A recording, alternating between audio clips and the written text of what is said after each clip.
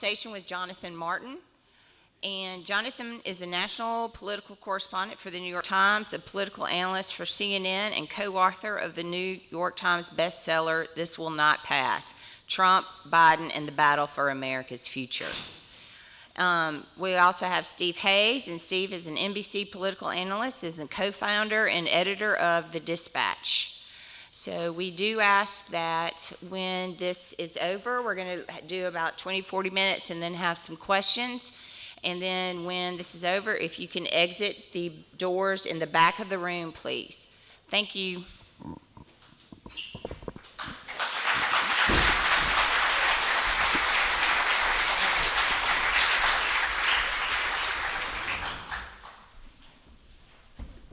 Thank you. I don't want to sit in your seat because then I'll have to answer questions instead of asking. Thank you. Good to be here with everybody today. Thanks for coming. Jonathan, nice Steve, to talk to you again. Thanks for doing this, and thanks to all of you for being here today. Appreciate it. Well, we'll see if you thank me when we're done. I got lots of questions. Oh, boy. Yeah, we'll do probably 35, 40 minutes up here. Then we'll take some questions from you all.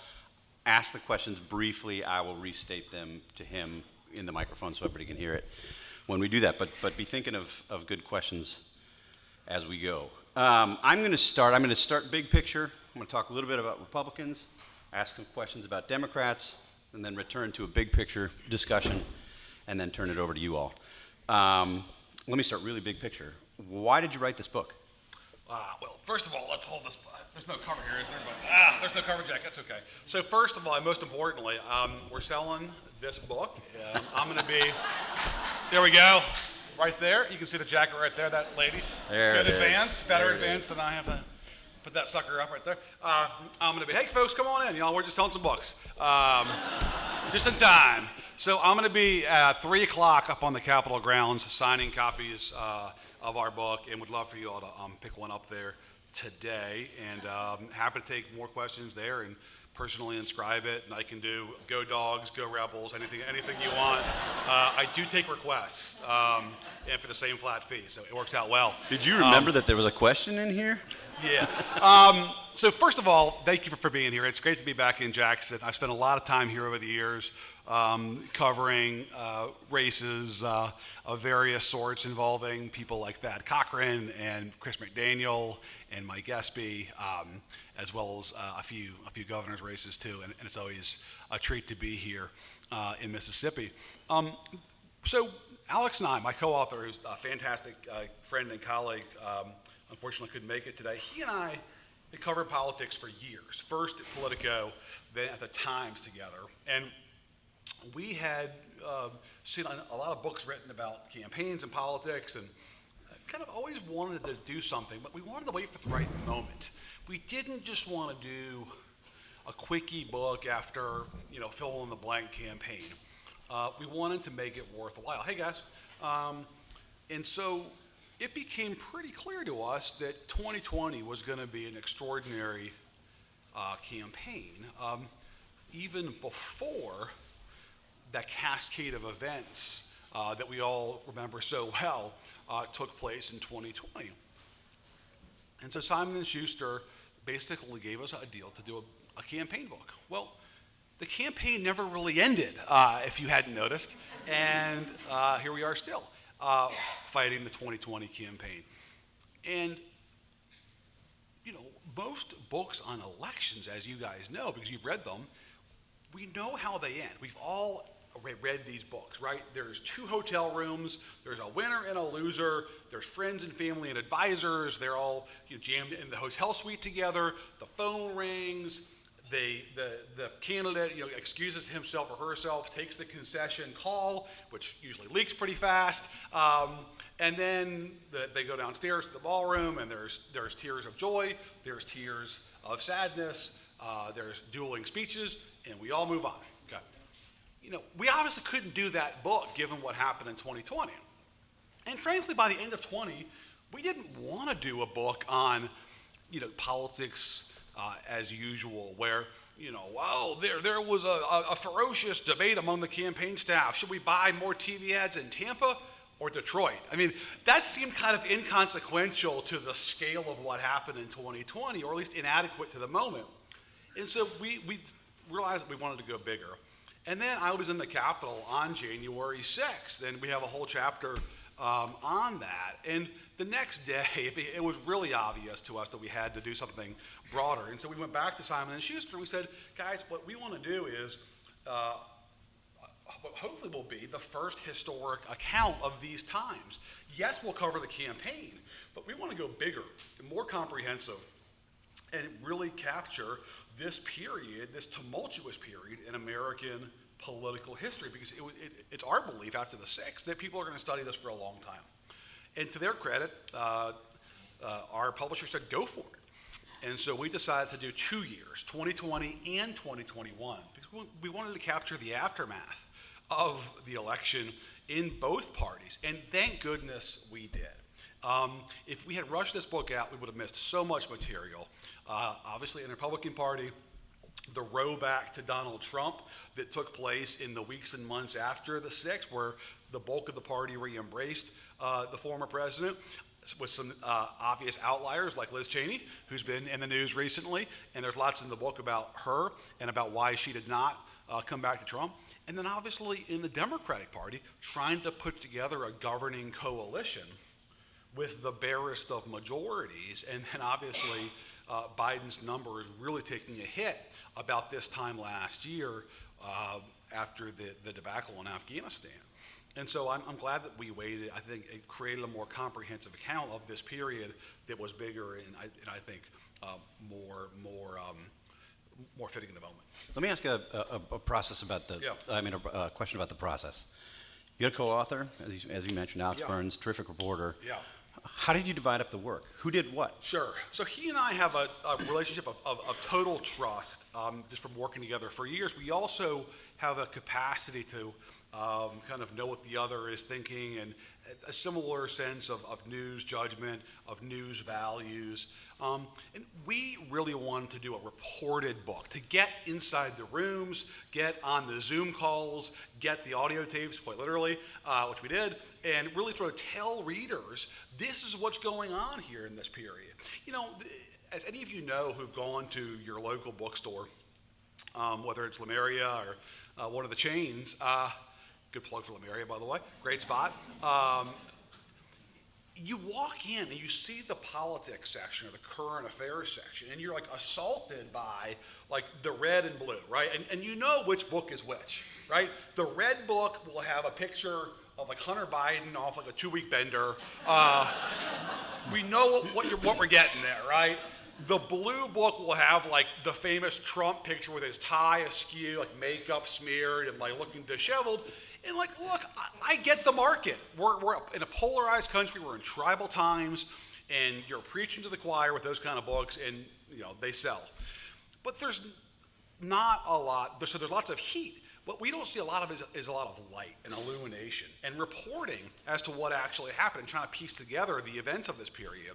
And because of our relationships in both parties, I think we were able to put together a really important chronicle, especially in the weeks before and after the 6th, that, I mean, perhaps immodestly, I hope will be studied for decades to come by future historians, and in part because we do have primary source material. We've got contemporaneous memos, transcripts, and even audio recordings from that period. Some of you have probably heard the Kevin McCarthy audio that came out at the end of April, where he said he was going to tell President Trump to resign. And then he obviously denied saying that, and we played the tape recording showing that, indeed, he did say that. There's hours more of that kind of audio, so much so that we couldn't do justice to it in the book. So what we've done, if you're more of an audio book reader, and lots of folks are these days, we have re-released the audio version of this book with all those audio recordings of those conference calls and meetings, so that you're listening to the book, and it's kind of like the LBJ or the Nixon White House tapes, where you can actually hear the exchange on the audio version of the book. So it's kind of like a sort of cool you are in the room history. Well, let's jump right in there. Yeah. I mean, I think most people who've been following the news even casually have heard about the reporting in the book, even if you don't necessarily associate it directly with the book, because when the book came out, Yeah. it was, sort of the reporting was everywhere. The Kevin McCarthy tapes, Yes. January 6th, you put out in the book, the initial publication of the book has Kevin McCarthy talking to House Republican leaders and saying that he was going to tell Donald Trump he had to resign. Right. And you published the book. McCarthy puts out a statement in which he says it was totally false and wrong. Yeah. I did not see you correct the book. Yeah.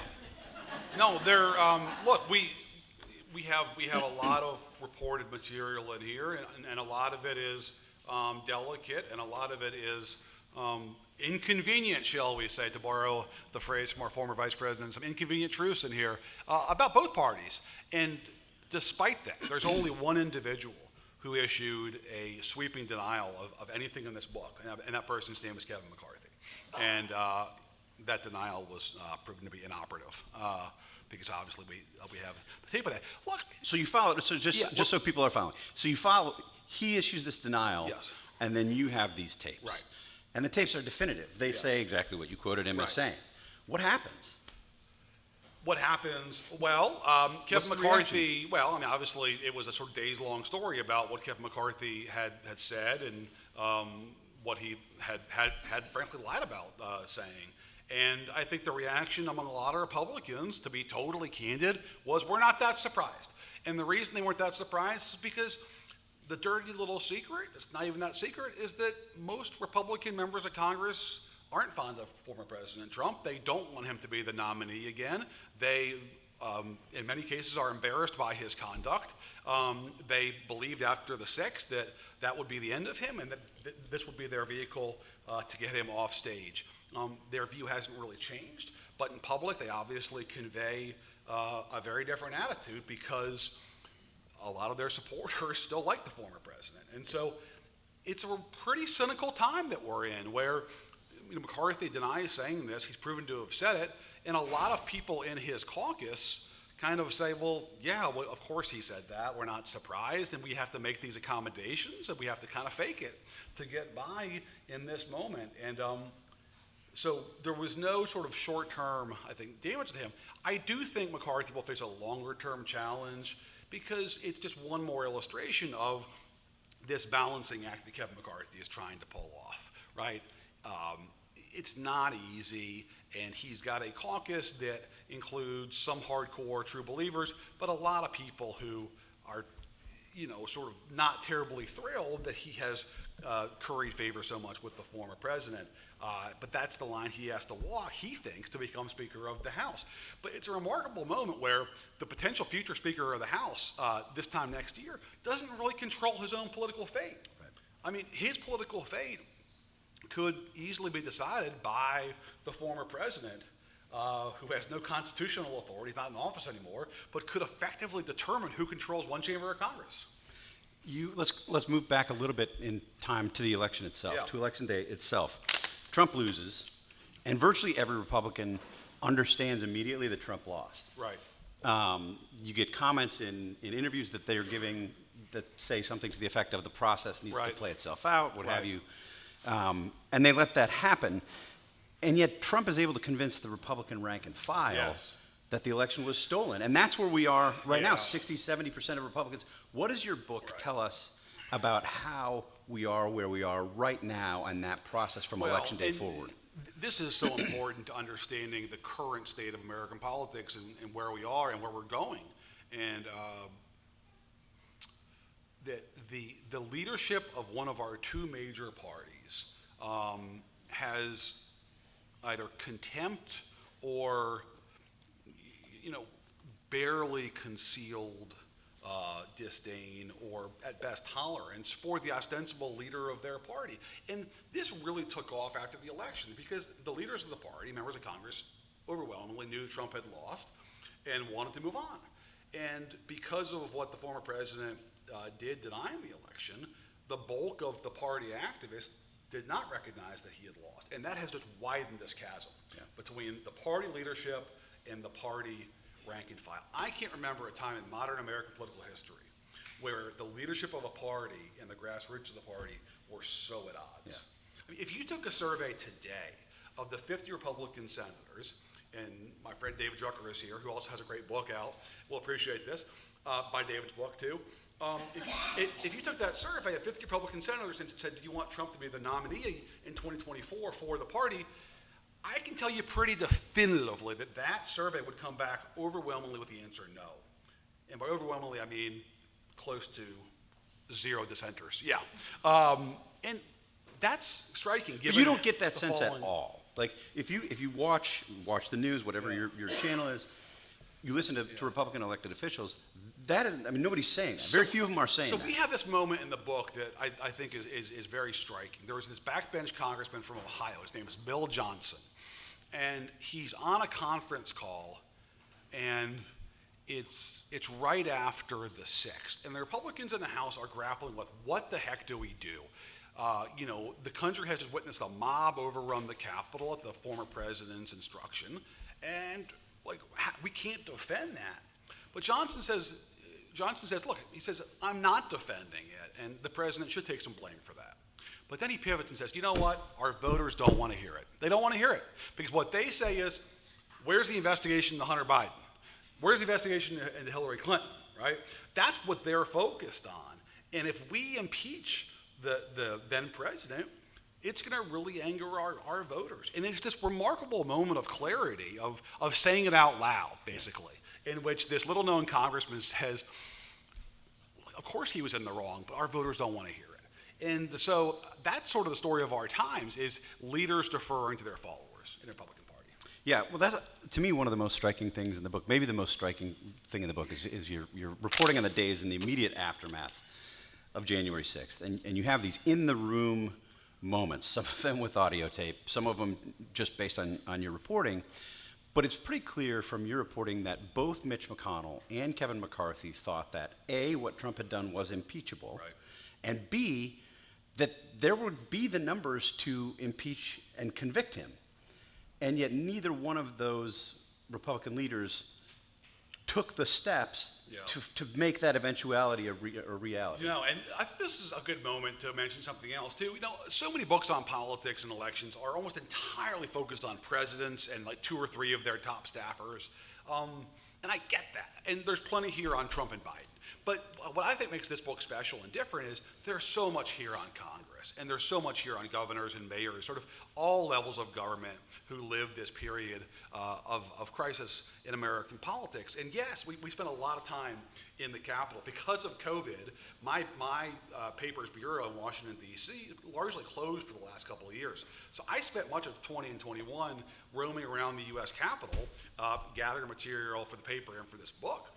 That's why I was there on January 6th.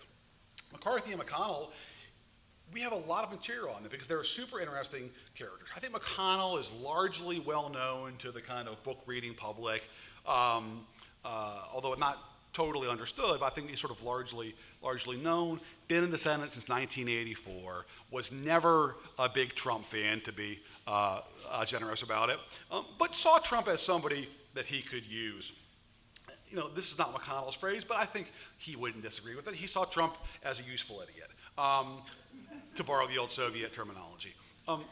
He can get me judges, he can get me a tax cut, and if I just deal with his adult, experienced lawyers and staffers, then we can survive this. And in fact, we can do some good. And so McConnell, after the election, it's like, I got 3 Supreme Court justices, I got a big tax cut, and a lot more appellate judges. And so for McConnell, that's a pretty good run. But at a personal level, he was not going to Mar-a-Lago, all right? He's not posting selfies of himself and Don Trump Jr. on Air Force One, all right? Mitch McConnell is at home on a Friday night reading about Henry Clay, okay? That's Mitch McConnell's idea of a fun Friday night. Kevin McCarthy is a very different character than Mitch McConnell. Kevin McCarthy is somebody who grew up in Bakersfield. And he's always had kind of this nose against the glass craving. He wants to be in the room. He wants to be at that table. He goes to Sacramento to serve in the state legislature when Schwarzenegger is governor. And this is heaven for Kevin McCarthy, the governator, right? And so he's rubbing elbows with Arnold Schwarzenegger. He goes to Congress in 2006, in the last 2 years of Bush 43. He doesn't really know Bush. And so for the first 8 of his 10 years in Congress, Kevin McCarthy is serving with Barack Obama. And Barack Obama has no use for Kevin McCarthy. And so here comes Trump. And Kevin McCarthy is, I'm on Air Force One. I'm going to Camp David. I'm going to Mar-a-Lago. And for Kevin McCarthy, who's not a really ideologically driven guy, to also be generous about it, this is the life. This is fantastic. And it doesn't hurt that his members largely like Trump, and a lot of them are even more junior than him, and it's their first time on Air Force One, and it's their first time at Camp David. And that matters in American politics. People in this room who know this, that politicians are human beings. They love that kind of attention. They crave that, and that matters to them. And so Kevin McCarthy has a much more generous view of Trump. And after January 6th, McCarthy and McConnell both are initially making political assessments, right? This is bad news for us. What are we going to do? And McCarthy initially is open to a number of things. We have him on tape. He's willing to do the 25th Amendment. We can't do that. It takes too long. I'll call Trump, tell him to resign. He obviously doesn't necessarily do that in the end. And then he says, well, maybe we can do some kind of censure. Or will Trump will Trump be okay with that? If we say we're going to censure you, is that cool? These are all options considered, but McCarthy knows he has to act. But in the days after the impeachment vote, which is January 13th, 1 week after the riot in the Capitol, it becomes clear to Kevin McCarthy that most of his members are just fine with Trump still. Why? Because their voters don't care. And so Kevin McCarthy sees what's happening, and he sees where the wind's blowing in his caucus, and he wants to be speaker. And by the end of the month, Kevin McCarthy's back at Mar-a-Lago, and he's standing there with Donald Trump less than 3 weeks after January 6th. And some of his members, Kevin, what are you thinking doing that? And he tells his members, I just happened to be in the neighborhood and I stopped by. Yeah. An actual thing he said. We have it on tape. He got some grief for that from his own members. But the bulk of them weren't giving him grief because their voters like President Trump. McConnell's a different story because the Senate's a different story. The Senate conference is a much less Trumpy place. It's a great line. The House is a truck stop and the Senate's a country club.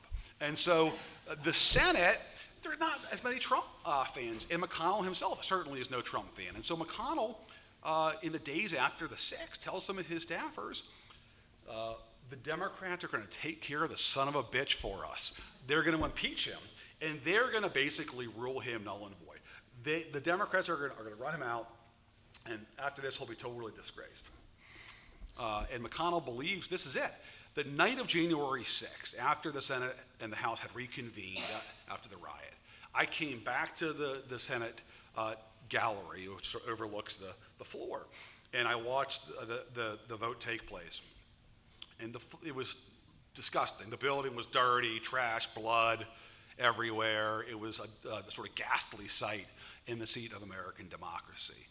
And at about 1 a.m. that night, after they had finished the vote, I planted myself on the first floor of the Capitol because I know that McConnell takes a certain elevator downstairs from his office when he leaves the Capitol. McConnell had polio as a child, and he cannot navigate going downstairs very well, and so he always takes elevators down rather than up. And I know that he does that, and so I'm standing at this elevator by myself at 1 a.m.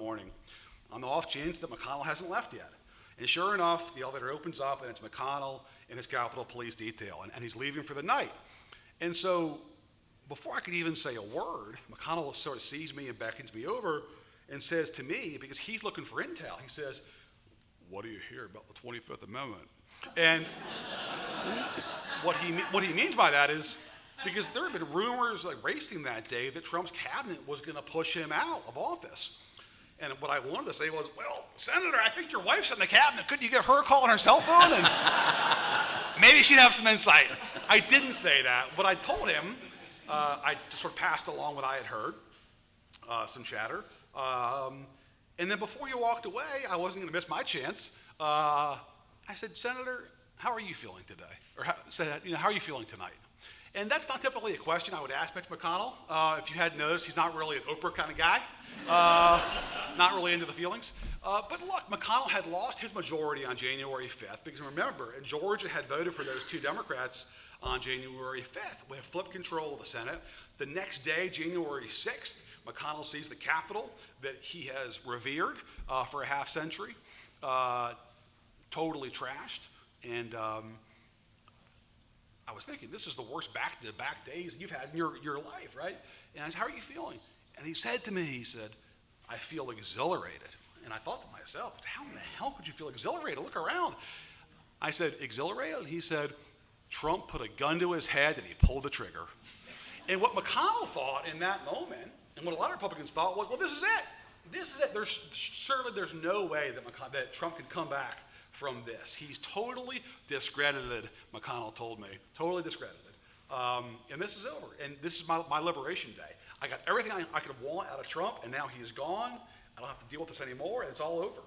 And here we sit in August of 2022, and that calculation on a lot of levels appears to be uncertain. Well, it's so remarkable how much of today's politics, the things that we're discussing and debating, the things that were in the news over this past week, have their roots in decisions that were made at that time. Yeah. I mean, Mitch McConnell complaining yesterday about the quality of Senate candidates on the Republican side, a not so subtle shot at Donald Trump's influence in helping to pick those candidates. Liz Cheney losing a resounding defeat in Wyoming, almost 40 points. Kevin McCarthy, just a couple miles over, also in Jackson, Wyoming, hosting a leadership conference in which he's re-embracing Donald Trump, and he's bringing his donors along. Where does this go from here on the Republican side? Just really fast, it makes you wonder how history is different if McConnell tries to find 17 senators and convict Trump and then bar him from running for office before, which would have been difficult. 17 is a high bar, but could McConnell have found that number? It's a question that we'll never know, but it's one of the great historic counterfactuals, what could have been. But you have some reporting in the book about why he didn't do that. Yeah, look, I think McConnell thought that you couldn't do that after a former president was already out of office, okay? And there's a constitutional debate about that question. There's also a political consideration, shockingly, and the politics of it was, if we do that, and if we convict Trump and then bar him from running for office, his life's mission is going to be to destroy this party, and he'll sabotage us in the midterms and will not get back the majority. Now, as we sit here today, it's totally possible that they won't get back the majority this fall, in part because of Donald Trump and his candidates that he got through primaries. So it still may not happen. I have one more question on the Republicans before we jump to the Democrats. Where's it going? I think the short answer is Trump still has a grip on the party. I don't think it's sort of a done deal that he'll be the nominee. It's sort of the conventional wisdom in Washington of, oh, Trump's going to sail to the nomination. He has this lock on the party. I think it's more uncertain than that. I think that there are plenty of people in the Republican Party who like Trump, like his presidency, but are available to move on if there's a good alternative. Yeah. If Mitch McConnell wasn't the kind of guy to go to Mar-a-Lago, you were. Yeah. You went to Mar-a-Lago. I You did. interviewed the president. I did. Now, I got there a little after Kevin McCarthy, okay? I was there in April, and Kevin McCarthy was there at the end of January. And I went there for a reason. I wasn't just in the neighborhood popping by with a fruit basket. No, so we interviewed the former president at Mar-a-Lago in April of 21, and seeing the stories about the FBI raid. I mean, this is his home, but it's also a private club. There is a deck with chairs. It's a nice sort of Florida country club, basically. And so it's sort of complicated. It's a residence and a club in a way that we haven't had in American political history. We interviewed the president for nearly an hour and asked him a range of questions. What was so striking, though, about that experience was it felt like we were visiting the leader of the opposition who had been exiled and was sort of plotting his return to the Capitol from his tropical remove. And it's like, I know this story. I'm familiar with this, but it's not anything in America that I've seen before. But that's how it felt. And then the other thing that was striking was he schedules the interview for 4 o'clock. And the reason for that is because at 5:15, when we're wrapping up, guess what?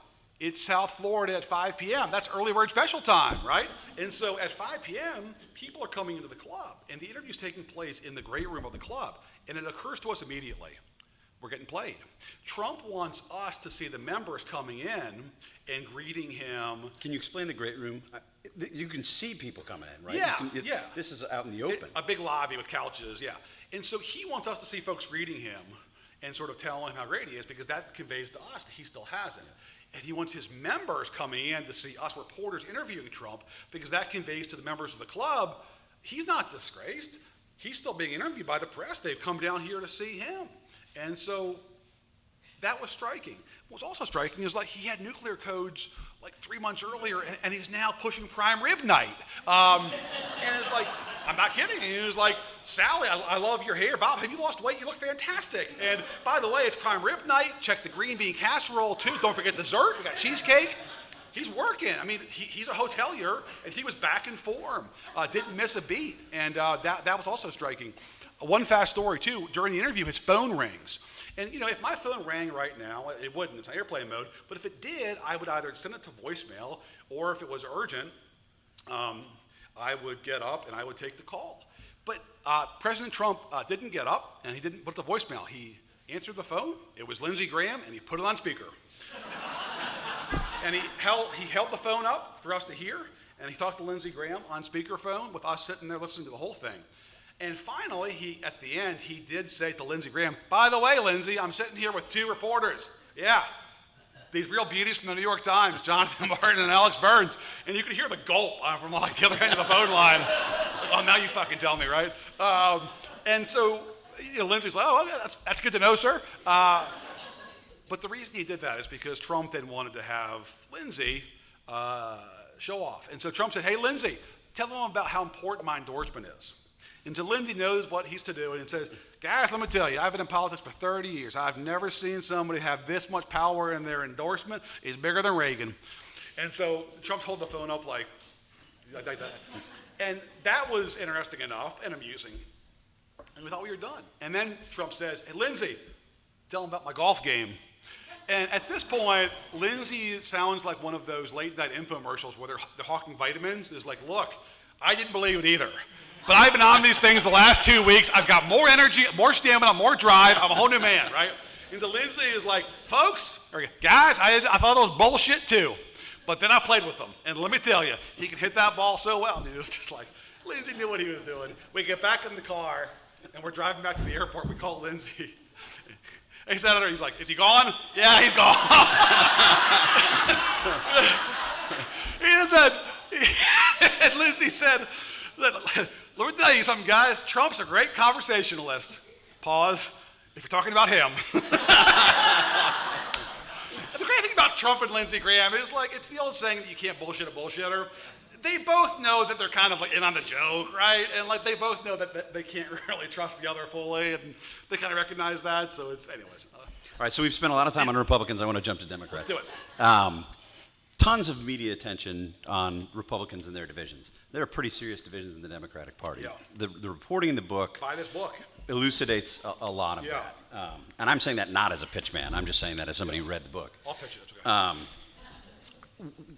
What did those divisions mean as it relates to Joe Biden's election and how Democrats have managed their time in Congress? The two parties today are, it's the great irony or paradox of our times, that partisanship has never been weaker. The national parties have never been weaker. Party leaders have less clout, less levers than ever of authority to exercise. But de facto partisanship has never been stronger. And by that I mean the two parties exist entirely and are coherent entirely out of opposition to the other, all right? What unifies the Republican Party is a contempt for Democrats and the real and perceived excesses of the left. And what unifies the Democratic Party is a contempt for Donald J. Trump. That is the glue of today's Democratic Party. That's what brings everybody from Joe Manchin over here to AOC over here under the same tent. That can create some divisions when you're talking about policy, because when parties are organized around a disdain for the opposition rather than any affirmative policy platform, that can create challenges when you try to put together a policy platform with 50 senators. And so that's the story of Biden's presidency so far is, he's got a coalition that does not have a lot in common except for they're not the Trump party. And when you come to making policy, that can create real challenges. And Sinema and Manchin are the most obvious examples of sort of outliers of this. But there are more quiet Democrats who are not totally where the left wing of their party is. And I think Biden's struggles in much of 21 can be attributed to the fact that Biden never wanted to choose. He never wanted to put his lot in with either the moderate wing or the progressive wing of the party. Because Joe Biden never picked in his own career, right? Joe Biden, over 50 years in politics, was always kind of where the center of his party was, right? So he runs in 72, he's kind of the anti-war, pro-civil rights guy. Late 70s, a little bit more hostile to busing, as Kamala Harris reminded us famously in that debate in 2019. In the 80s and eventually in the 90s, he kind of becomes more of a Clintonian New Democrat. He helps write the crime bill, but he's never fully a DLC guy. But he's always kind of hanging around looking for the center of gravity in the party. And so because of that, in 2021 into 22, he never wanted to really pick. He never wanted to sort of jam anybody. And famously, Pelosi has him come to the Capitol in the fall of 21 when they're desperately trying to pass both infrastructure and Build Back Better. And she wants to have Biden make the case. You've got to vote today, and you've got to vote for this bill. Biden won't say those words. And Pelosi is enraged because you're the commander-in-chief. You lead our party. If you tell these members that they have to vote for both bills, that they will potentially do it. Biden doesn't want to make the case. He doesn't want to jam them. And so Pelosi herself, and then Biden flies over to Rome to see the Pope, and Pelosi's left in the basement of the Capitol herself holding the bag. And she's got to make the case. And of course, she doesn't have the same juice that a commander-in-chief does. And I think so it created enormous tensions because Biden was never fully comfortable picking.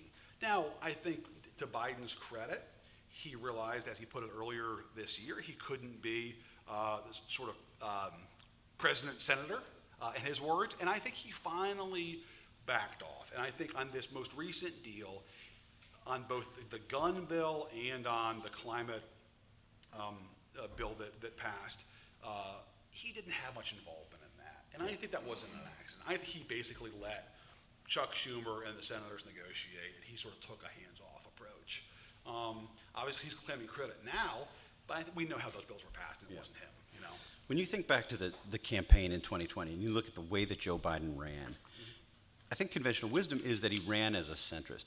Did he run as a centrist, or do people think he ran as a centrist because he had to fight off a socialist in Bernie Sanders? So historically, there's I think Nixon first said this, that in national politics, when you're a Republican, you run to the right in the primary, in the middle, and the general.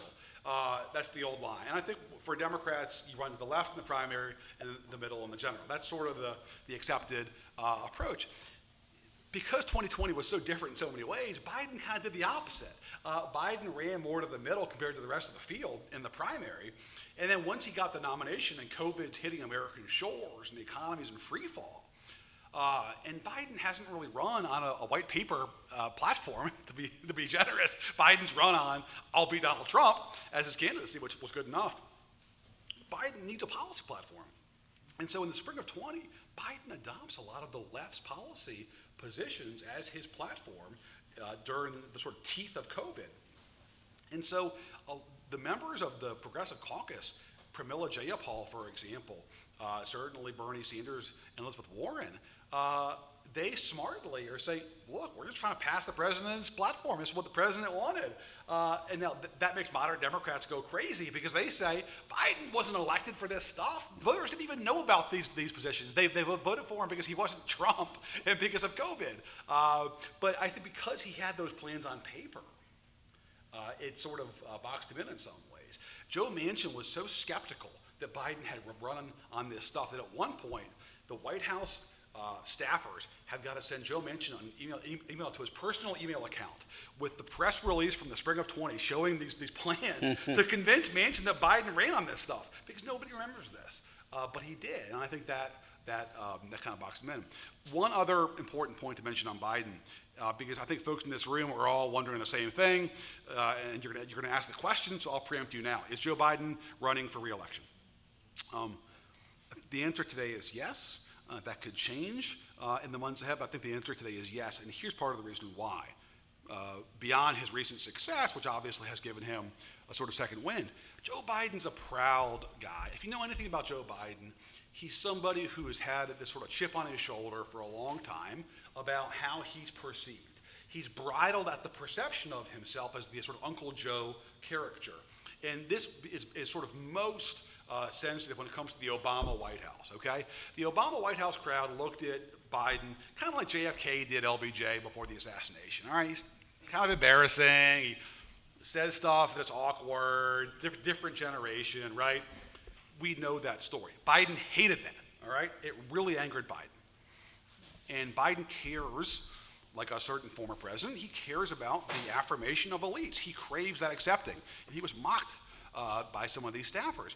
And famously, in 15 and 16, they pass him over for Hillary Clinton. The Obama White House basically pushes Biden aside, and they tap Hillary Clinton to run. And that, for Biden, is something he's never forgotten, is how he was treated by the Obama crowd. And so when Biden becomes president on his third try at the age of 76, it's a big deal for Biden, but it's also a big deal when he starts governing because, by God, he's going to show that he's not just Uncle Joe. But he's going to be a consequential president. He's not an accidental president. He's not an emergency president. He's going to be an important president for history. And I think that also explains why he wanted to go big, because he wanted to show that he could be a really significant president. And we have this scene in the spring of 21 where the historians have come into the White House.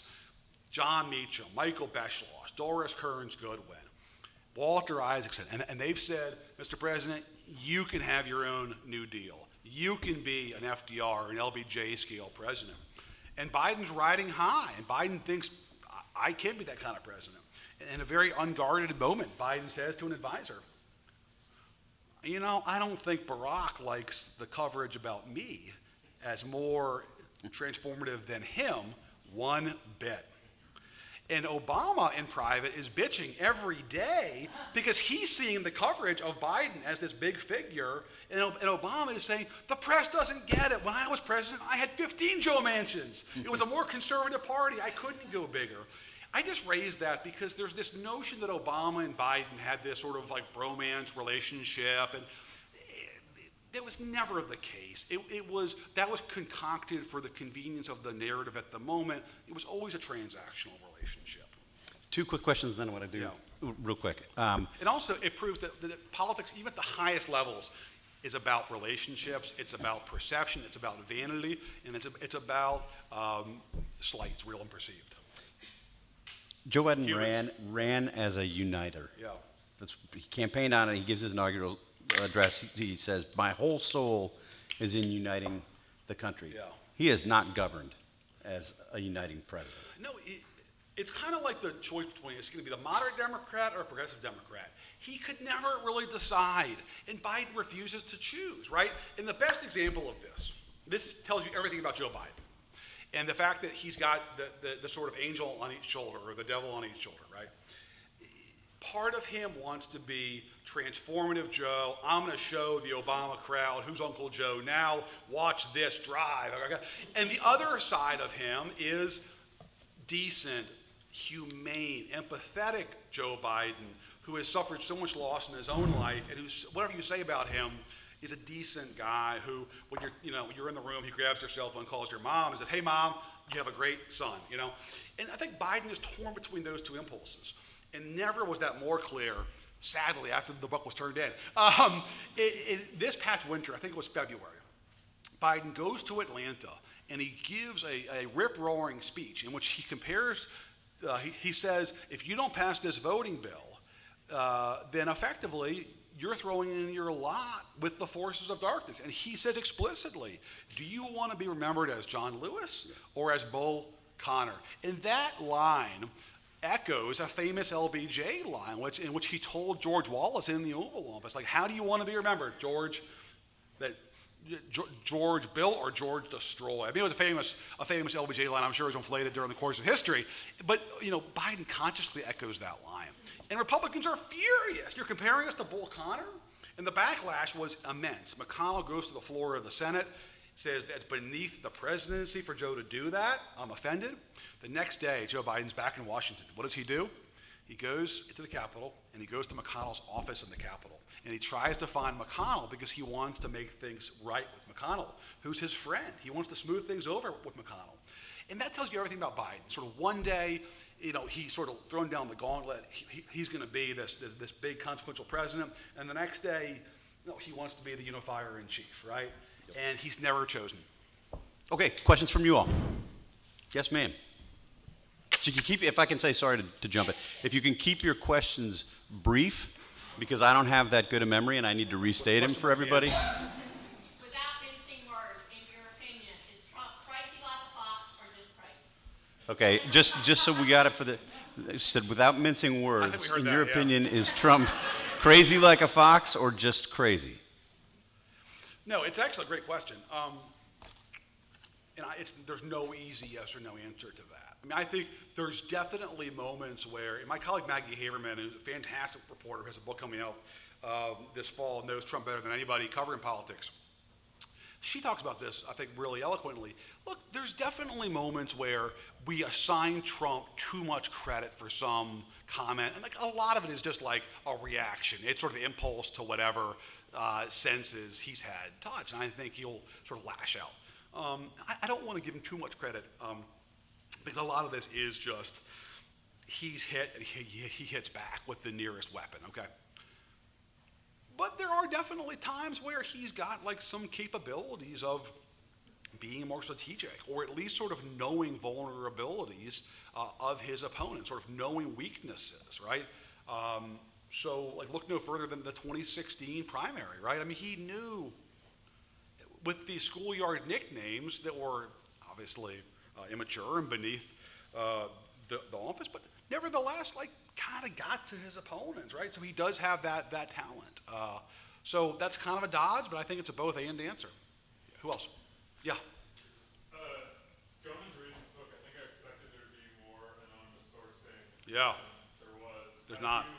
How do you do anonymous sourcing in DC political coverage, and when do you try not to use it? Yeah. You want to restate that? Yeah, he said going through this fantastic book that you all should buy.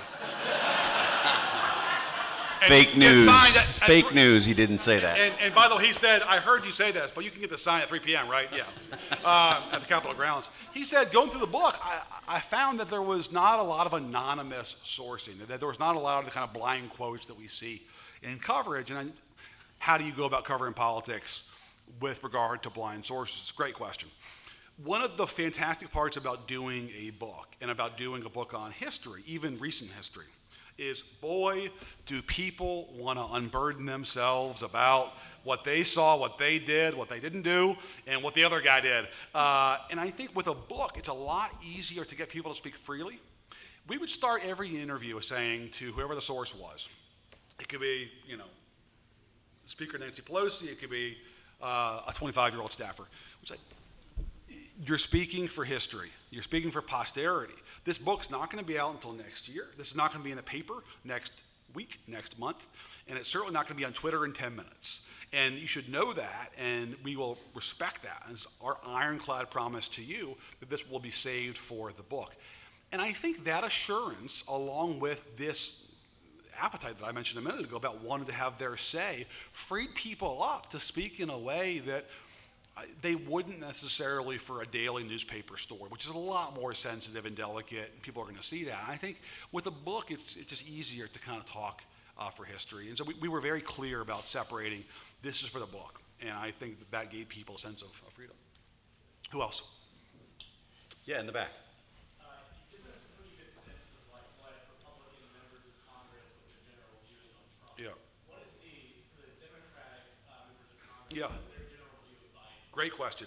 So he said, you've done a good job talking about what the Republican members of Congress think about Trump, but what do Democrat members of Congress think about Joe Biden?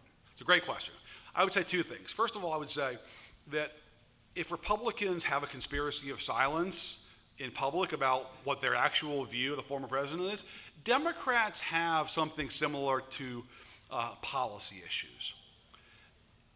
We have a series of memos that we obtained from Biden's chief pollster, Johnny Anzalone, which starting in the spring of 21 are a series of warnings presented in the form of a polling memo on inflation, on crime, and immigration.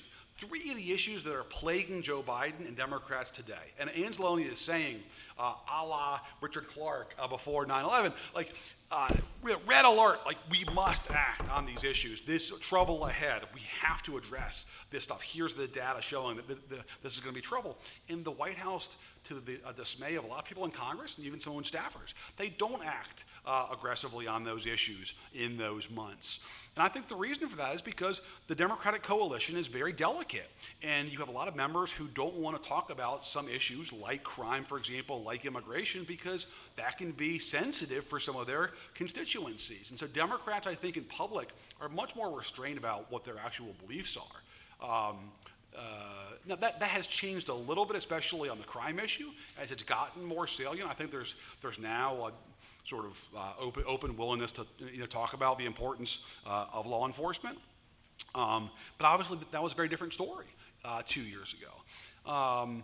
As to the actual views, members of Congress, there's definitely members of Congress who are hoping and praying that Joe Biden does not run for re-election. They believe that he would not be effective in a second term. He would not even be effective as the leader of the party in 2024. Some of them have said it publicly recently. Two Minnesotans, Angie Craig and Dean Phillips, both from Minnesota Democrats in the House, have said publicly they don't want Trump to run for re-election. Carolyn Maloney from New York City has said it a couple times recently too, that Biden's not going to run for re-election, predicting it outright. So I think a lot of them don't want him to.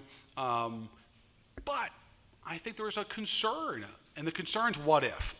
Okay, if Biden doesn't run for re-election, what do we do as Democrats, right? Who do we nominate? And I think there's real anxiety about the vice president being the nominee, and there's a broader anxiety about who the party would nominate and how that person would stack up against Trump potentially. And I think that's sort of the biggest closed-door conversation now among Democrats is, is Biden our best bet? And if not, who? And sort of what does that look like? And the other issue is timing too, right? If Biden's not going to run for re-election, I think a lot of Democrats would prefer to have that decision sooner rather than later. And by sooner, I mean like Thanksgiving. Because they would want to have a sort of fuller attempt to figure out who the nominee is going to be. But this is kind of an octogenarian game of chicken that we're watching here between Biden and Trump, isn't it? It's remarkable to think about that in this country, totally plausible that a twice impeached former president could be the nominee of a major party for the third consecutive time running against an 81-year-old incumbent president. Only in America, folks. Who else? Yes, ma'am. Where were you on the 6th?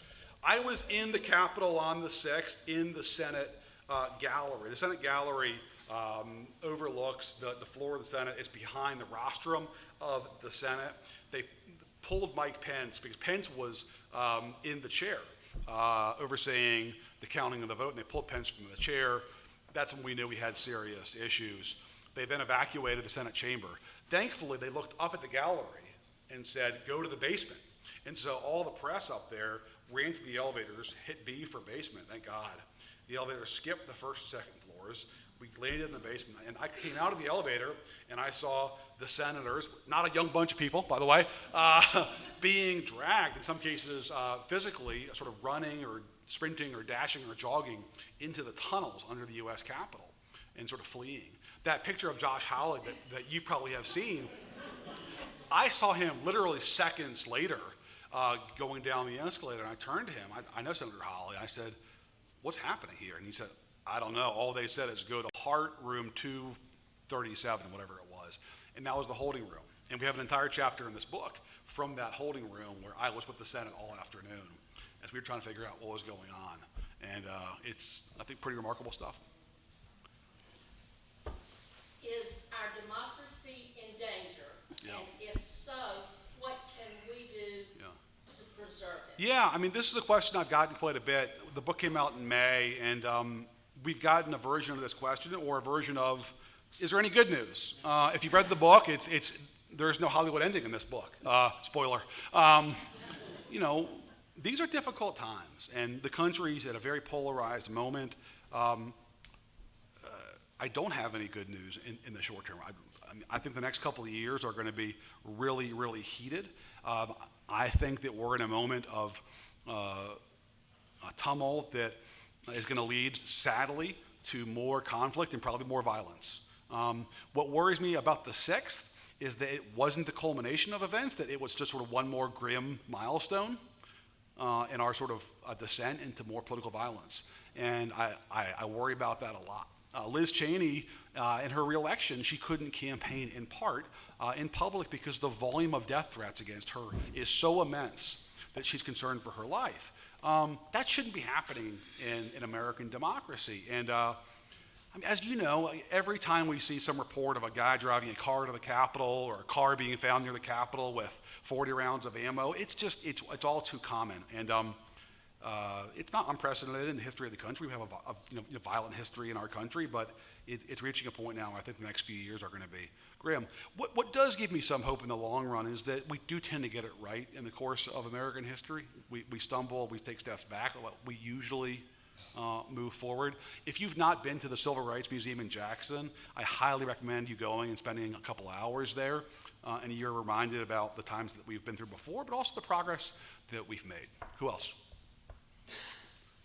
Gerchick, oh my God, you're not from Mississippi. As a fellow author, I just want to say you did an amazing job selling your book. And I'm taking notes on how to sell it. 3 p.m. signing, folks, be there. Really, I'm asking. I do birthdays, anniversaries, bar mitzvahs, whatever you want, okay? Yeah. I'm just curious from a professional perspective. After you reported all this stuff about Kevin McCarthy in particular, what kind of professional relationship do you have with him? You know, Take your calls? so here's the thing about covering politics and my experience doing it. I'm 45 years old now. And I tell young journalists this all the time. They need you more than you need them. And they'll always come back. They're politicians, okay? They crave coverage. They need this oxygen. And they'll always be there in the end. And I also tell younger journalists this. If you take shortcuts and if you sort of pull a punch, people will notice that. And if you're soft, they'll notice that. You'll get more respect in the long run by being aggressive and covering both sides aggressively and holding both parties accountable and writing tough stuff than you would otherwise. I think it only helps in the long run. So I am not worried about my ability to cover politics. Who else? Yes, ma'am. What did the Republican leadership think of Liz Cheney, and will she split the party? They weren't fond of her, if you hadn't noticed. Yeah, no, there's not a lot of love between Kevin McCarthy and Liz Cheney. Look, there's a few people who still admire her in the party, but largely, she holds a mirror up to the House Republicans, okay? She's, as one Wyoming politician told me, she's their Jiminy Cricket conscience, and they don't want to shut that cricket up, They don't want to hear it, right? I mean, because she reminds them of the compromise that they've made, and that's an inconvenient truth. And so there is no relationship between her and House Republicans. Steve knows this. He covered the Cheneys. Steve has a biography of Dick Cheney, which is still on Amazon today, I think. You can buy it right here. Look, there's some grudging respect for her, but there's also frustration that she did this and that she's obviously sort of made this her mission in life. But that is obviously where she is.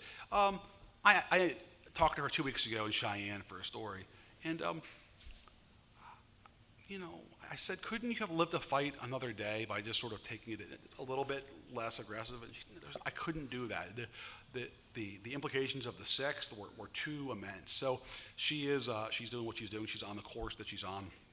But obviously, it's very different from a lot of Republicans. But look, even the Republicans who went quiet, who kind of trimmed their sails, some of them still lost too. Of the 10 Republicans who impeached Trump in the House in January of 2021, only 2 will make the general election ballot this fall. 2. And both of them have totally gone to ground. One of them is Kevin McCarthy's neighbor, actually, in California. Yes, sir. Yes, sir. You talked a little bit about President Obama and Biden's relationship a few years ago. How do you compare that to the current president and the vice president? No, it's a great question. So we have a whole chapter on Biden's VP selection in here, and what went into that. And questions about President Biden, Vice President Harris. It's not a close relationship. She was picked for the same reason that Biden was picked, frankly. It was a political choice. I mean, welcome to American politics, right? That's how these things work. And by the way, Trump and Pence these days aren't so close either, because that too was a political choice. So no, it's not a close relationship. The vice president has been very frustrated that she's not gotten more of a role, and I think the West Wing has been frustrated with her. So it's not a very warm relationship, and I think there's deep concerns among Democrats about her political chops and about her prospects in the future. I think she feels like she's not totally respected either. I mean, there's reporting in the book that we have where, she goes into these meetings in the West Wing, and when Biden walks into the room of those meetings, everybody in that room stands for the president. And when she would go into the meetings in the West Wing, she would notice people wouldn't stand for her. And that bothered her, and she actually had her chief of staff call over to one of Biden's top advisors and say, the vice president has noticed this, and could you guys address this? So it can be pretty tense at times between the West Wing and the VP's office. And I think that is at once a product of the nature of a black woman as VP and a heavily white West Wing. But at the same time, it's also the nature of that job, those two jobs. Look, there have been books written about the president and VP and their awkward relationships. The nature of the relationship inherently is awkward because the VP wants the job that the president has. That can, if you're working at your workplace and somebody wants your job, that can be pretty awkward, right? So it's not a news story necessarily, but it is new in the sense that we got used to vice presidents who were graybeards, right? Cheney, Biden, Pence all came into the office with more experience in domestic and foreign affairs than the presidents they served. And Kamala Harris is a return to the kind of understudy model of VP politics that once was more traditional. That's it. We're out of time. Jonathan, do you want to take a minute to plug your book? 3 p.m. signing. Thank you all.